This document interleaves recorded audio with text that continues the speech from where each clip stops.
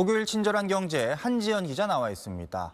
한 기자, 오늘은 캡슐 세제 얘기군요. 네, 한국소비자원이 캡슐형 세탁세제 8개 브랜드를 비교를 해봤더니 기름때면 기름때, 잉크면 잉크 이렇게 제품별로 강점이 제각각이었습니다. 캡슐 세제 계량컵 필요 없이 쏙 넣기만 하면 되니까 요즘 정말 많이들 쓰시는데요. 근데 마트 세제 코너 가보면 캡슐 세제 브랜드가 너무 많아서 고르기가 힘들죠.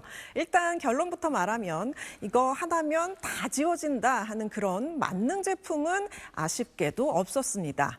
근데 대신 어떤 제품이 어떤 얼룩을 잘 지우는지 콕콕 짚어드려 보겠습니다. 기름때, 단백질 같은 일상 오염엔 비트가 상대적으로 우수했고요. 혈액이나 잉크처럼 지우기 힘든 얼룩엔 리큐랑 퍼실이 우수했습니다. 그런데 여기서 반전이 있는데요. 피지랑 고추 색소 같은 오염엔 8개 중에 우수 등급을 받은 제품이 단 하나도 없었습니다. 셔츠 목 부분에 피지때가 끼거나 김치찌개 국물이 좀 핀 날엔 캡슐 세제 믿지 마시고 애벌 빨래 한 번씩 해주셔야 한다는 얘기죠. 두 번째 포인트는요. 캡슐이 물에 얼마나 빨리 녹느냐입니다.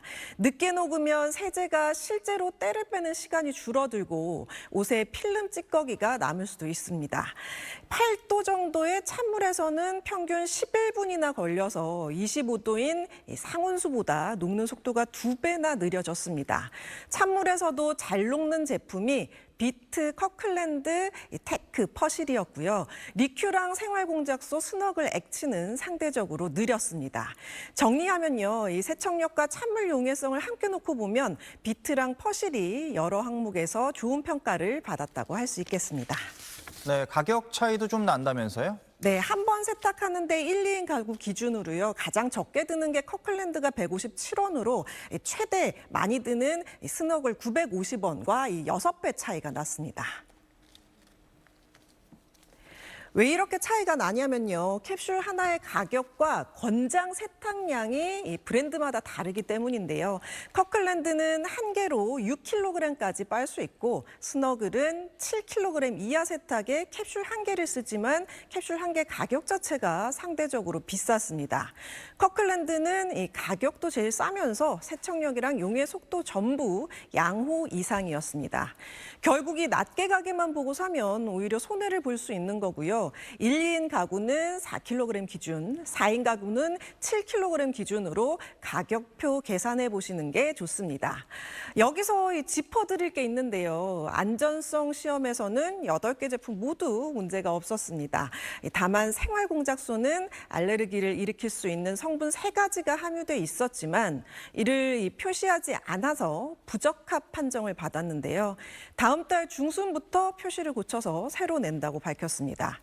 그리고 이 한 가지만 더 알아두시면 좋은데요. 헹굼은 2번이면 충분하다고 합니다. 대표적인 세계 제품을 시험해 보니까 2번만 헹궈도 이 세제 성분이 97.3% 제거됐는데요.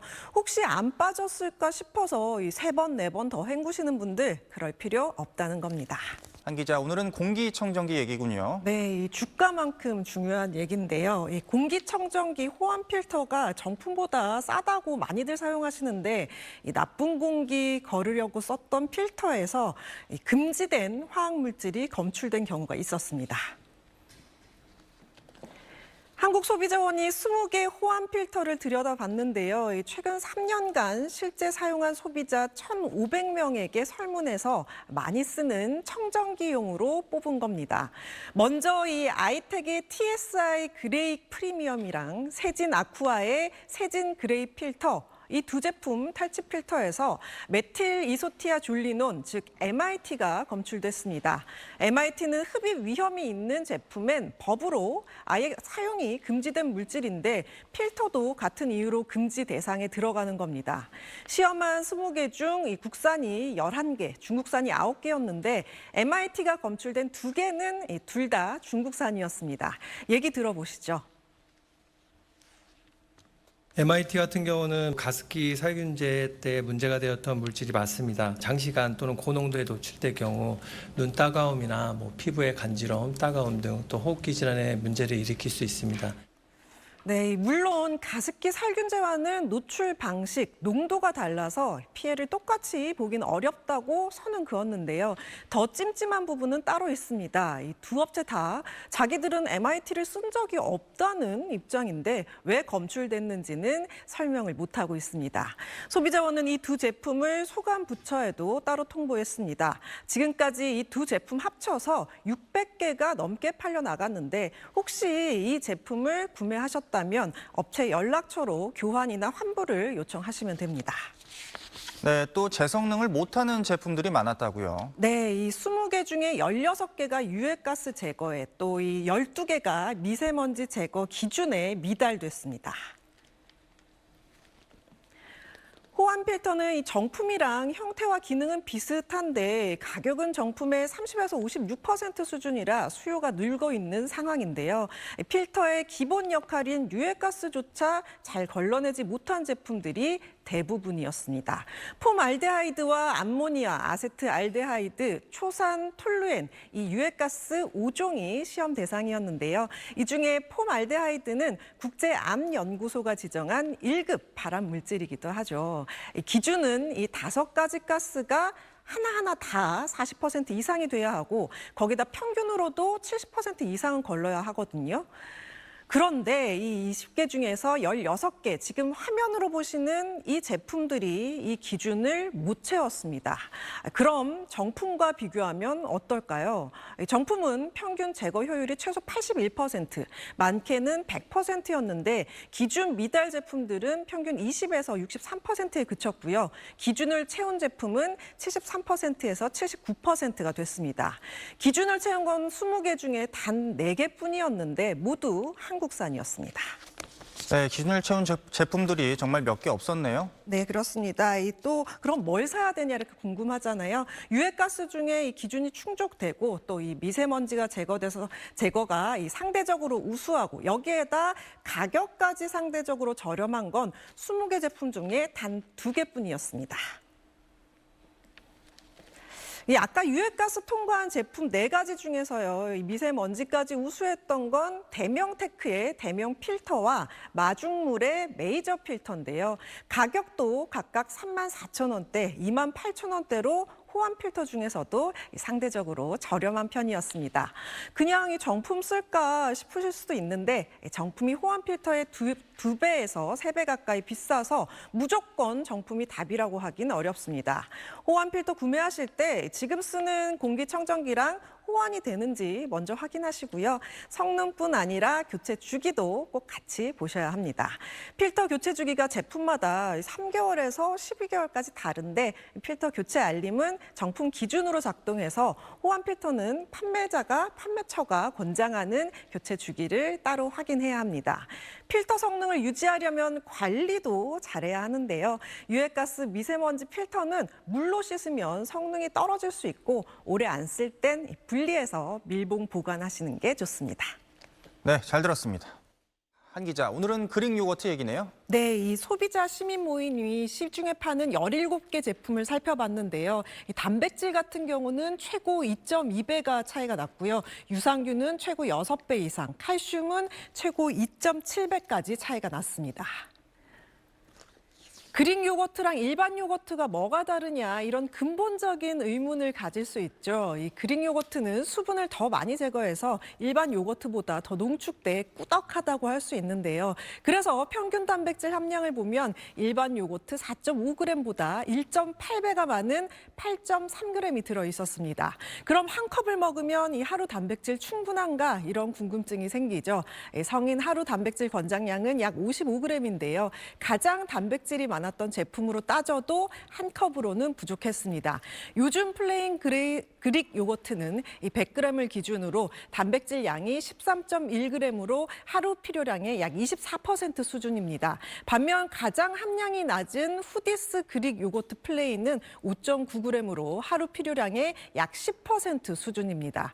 같은 이 100g인데 2배 넘게 차이가 나는 겁니다. 또 사실 요거트 드시는 이유가 이 유산균 때문일 때가 많죠. 살아있는 유산균 수를 세는 단위가 CFU인데요. 가장 많은 제품은 그릭데이 그릭 요거트 시그니처로 50억 CFU가 들어있고요. 가장 적은 제품은 코오카키스 그릭 요거트로 7.65 CFU로 6배 이상이 차이가 납니다. 그런데 이 법적으로 농후 발효유인 그릭 요거트는 1g당 1억 CFU 이상이 들어있어야 하는데요. 이번 조사에선 이 전 제품이 최소 기준은 모두 충족했습니다. 여기에 유제품이니까 칼슘도 살펴봐야 하잖아요. 성인 하루 칼슘 권장량은 약 700mg인데요. 가장 높은 건 덴마크 하이그릭 235mg 정도로 100g을 먹으면 하루 필요량의 33% 정도 됩니다. 반대로 이 서울우유 더 진한 그릭 요거트는 88mg 정도로 100g 먹으면 약 12% 수준입니다. 유당 불내증이 있는 분들에게는 락토프리로 표시된 4개 제품을 안심하고 선택하셔도 되는데요. 유당이 없거나 0% 수준이었습니다. 네, 아무래도 비싼 게 성분이 더 좋겠죠? 아닙니다. 이 가장 저렴한 것과 일단 비싼 거를 비교해보면 최대 4배 차이가 나는데요. 가격이 높다고 해서 단백질이나 유산균이나 칼슘이 많이 들어있는 건 아니었습니다. 가장 저렴한 제품은 커클랜드 시그니처 그릭 요거트로 826원이었고요. 가장 비싼 제품은 요즘 플레인 그릭 요거트로 100g짜리 작은 팩이 3,333원이었습니다. 비싸다고 영양이 뛰어나다고 할 수 없다고 했는데 그럼 뭐랑 관계가 있을까 보면 가격은 고형분과 관련이 있습니다. 고형분은 이 물 빼고 남은 성분을 뜻하는데요. 100g당 14.4g에서 33.8g까지 2.3배가 차이가 났습니다. 수분을 많이 제거할수록 원유 사용량은 늘어서 가격이 올라갈 가능성이 큽니다. 그래서 이 비싸다가 더 농축됐다일 수는 있지만 비싸다는 더 건강하다는 건 아니라는 뜻입니다.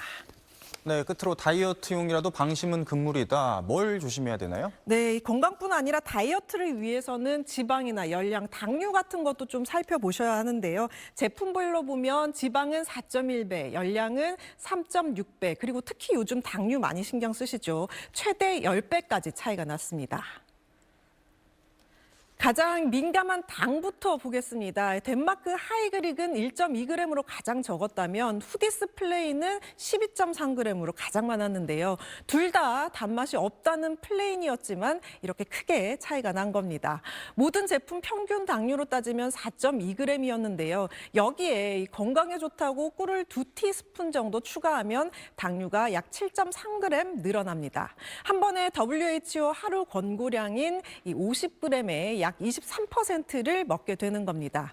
그 다음으로 이 지방을 살펴보면요. 요즘 플레인 그릭 요거트는 100g당 14g이 들어있는데요. 아까 단백질도 제일 많은 제품이었는데 지방도 가장 높아서 100g만 먹어도 하루 지방 기준치인 54g의 4분의 1을 넘게 됩니다.